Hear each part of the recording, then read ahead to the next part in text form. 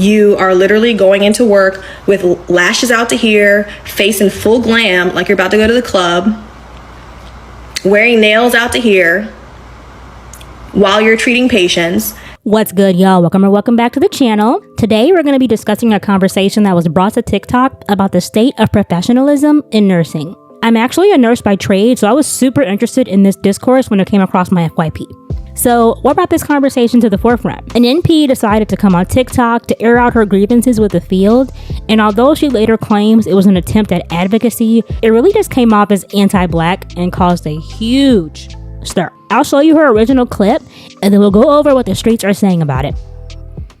Okay, I'm on a roll, y'all. So I watched so many videos, so I have to keep going with like the things I saw where I have to just, TikTok restricts how much I can respond to all this crap that's going on. So I have to say this about nurse practitioners. As a nurse practitioner, I do not agree with all of the trash talking about the nurse practitioner profession, not only from nurse practitioners, but also other medical doctors or PAs or whomever. I don't like the direction and focus of the conversation. It's not balanced. And with that being said, I am going to make a few comments. This is a note and message to nurse practitioners out there who are practicing that I find to be, quite frankly, embarrassing.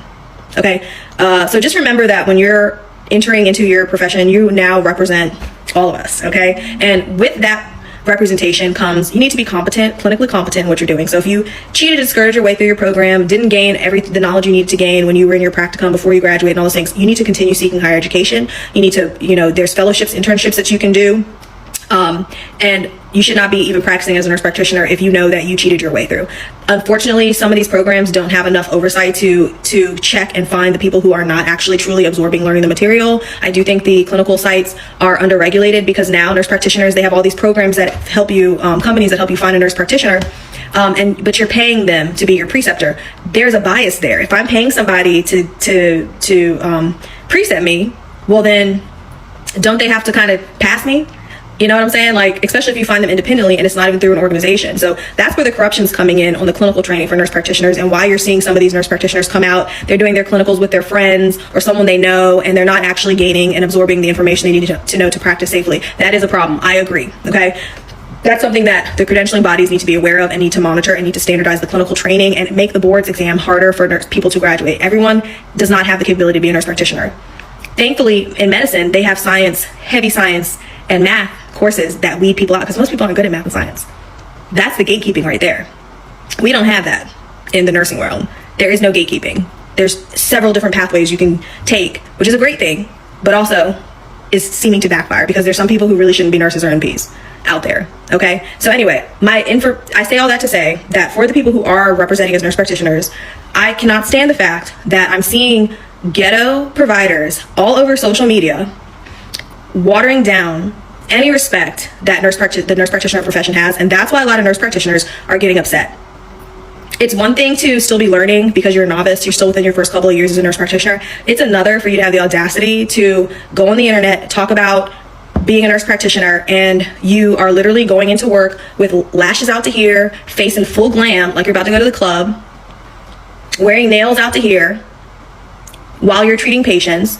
It is absurd. I have not seen this with any other profession, like any other medical profession with an advanced degree doing this. I don't see it with pharmacists. I don't see it with psychologists, counselors, physicians, MDs, DOs.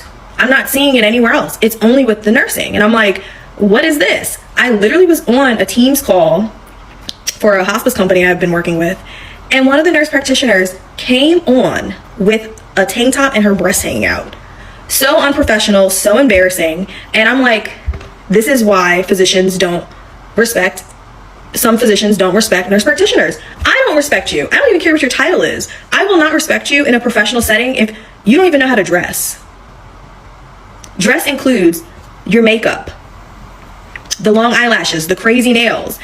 That is unprofessional. I'm sorry. It just is. And I think that because there's so many hybrid programs online, these nurses and nurse practitioners are not learning about professionalism because the teacher is behind a computer. I remember one day I was running late to my clinical rotation, and so I didn't iron my coat, and my preceptor was like, she roasted me, and I was a little upset, because I was like, I'm working and I rushed here and I was under a lot of stress already. The last thing I cared about was my coat being ironed. Okay, I didn't think it looked that bad, but she made it very known to me not to ever come to her clinic without my coat being pressed, my white coat. And I appreciate her doing that, because that is something I needed to know. Because when we are practicing, we are representing our profession. So I need all of these nurse practitioner students out here flaunting, so happy that they're entering into nursing. I'm happy for you too, but I need you all to do a better job of how you're representing us and cut out the ghetto antics. I hate to say it, but it's ghetto. It literally is. So if you need to Google professionalism, what does workplace attire look like, business casual, whatever it is that you need to research, I need you all to do that. Thank you.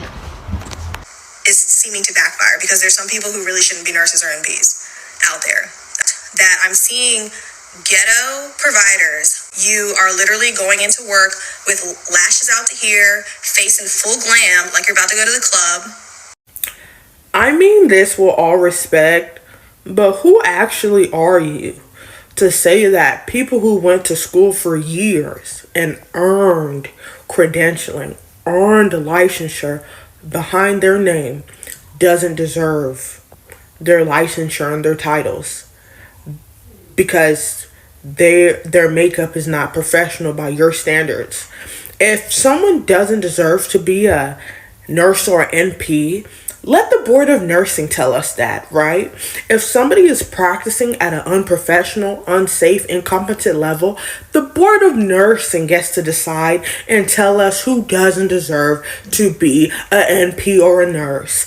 Not you, because you don't like how their makeup looks. And this is where I feel like we're losing the plot when we talk about competent medical providers. Just because someone is still themselves and they have an atom of self-expression that goes against the grain of what we've been taught does not mean they are an incompetent medical provider and they don't deserve the credentialing that they spent years earning in school. Just because you don't like the makeup and you don't like big lashes and you feel like it's unprofessional, that has nothing to do with competency. Now, when we talk about nails is a safety thing. Nails is a risk for infection. The ghetto nurses, the ghetto doctors, those are the doctors and the nurses that are going to advocate for the patient. They're going to make sure your family member is taken care of to the T. They're going to make sure they speak up. Anybody who's had a hard life, anyone who had to advocate for themselves and fight for themselves and speak up for themselves will speak up for someone else. It's always the people who don't know. They've never experienced. They've never went through it to understand it. See, those ghetto nurses, they make sure the job is done. They don't care about policy and procedure. They're going to make sure your grandmother is taken care of. They're going to make sure Papa is getting out of bed, making sure he ate, making sure his vitals are right. They're going to make sure the patient is taken care of. I have never met a ghetto nurse that did not do their job perfectly.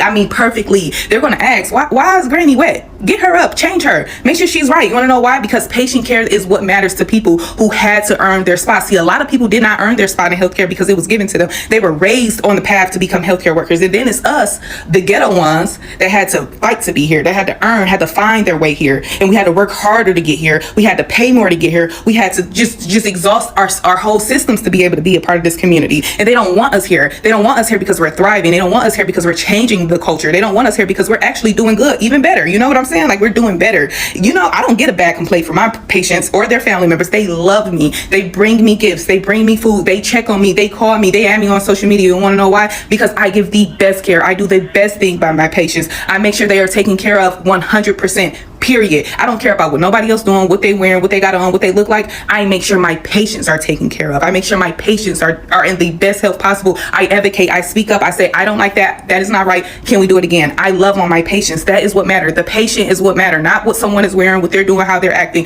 If the patient is taken care of, that's the only thing you should be worried about as a healthcare professional, unless you're the administrator or the DON. A ghetto nurse held my hand as I watched my son pass away. A ghetto nurse helped me walk to the bathroom and use the restroom because I had a really hard time after my C-section. A ghetto nurse took care of my sister when she had 3 strokes in her 20s. And in 2015, when I had my first set of twins at 28 weeks, one of the ghetto nurses was the only one to look me in my eye, talk to me, not at me, because I was only 20 and sometimes her father wasn't there to give me my support. A ghetto nurse also missed her lunch break at Emory Midtown Hospital, Atlanta, so I could have a last final photo shoot with my deceased son. She took a picture of me doing his hair, cutting his hair, bathing him. She even picked out a beautiful gown for him.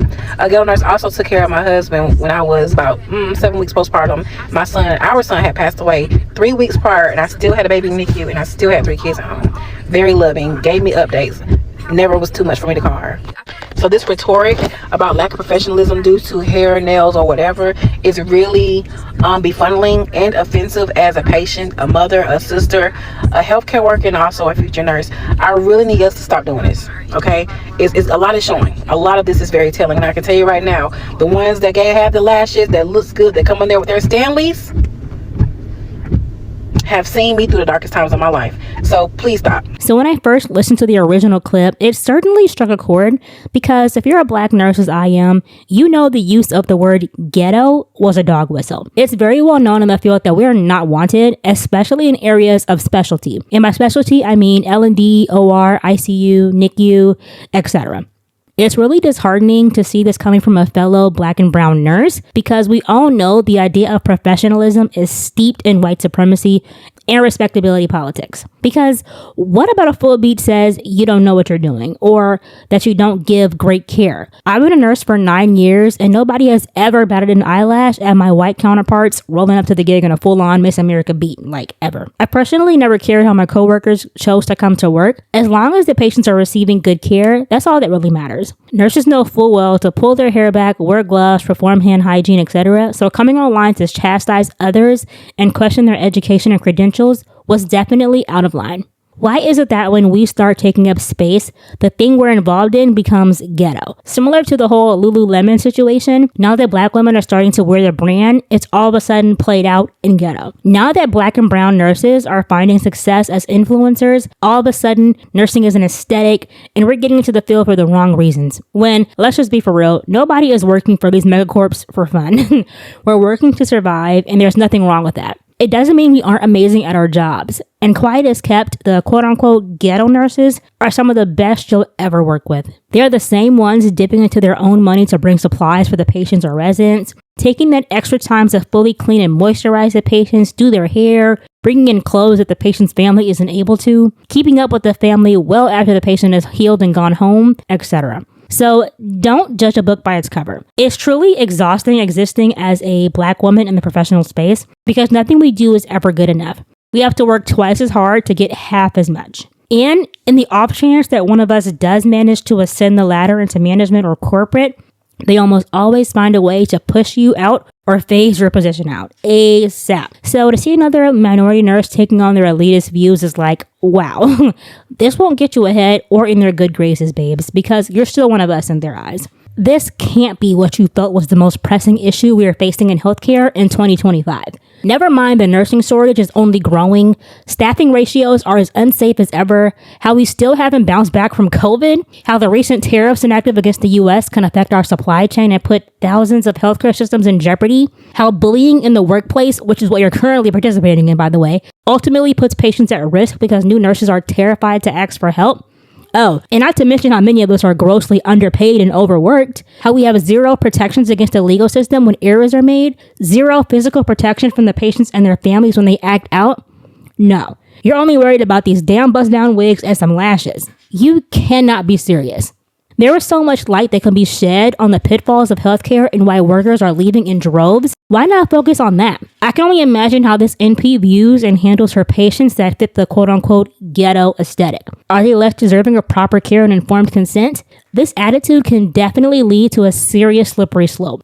There is a lot more that can be said about the systemic racism in politics and healthcare, both behind the scenes and in patient-facing settings, but we can save that for another video. I hope this conversation can lead to change in our industry and allow us all to be more accepting of each other, because at the end of the day, patient care and patient safety is all that matters. So let me know what you think of this situation. Are you a black woman in healthcare? Do you agree or disagree with the original poster? Let's have a conversation about it. Like and comment if you enjoyed this content, and I'll be back with another What Took TikTok real soon. Bye.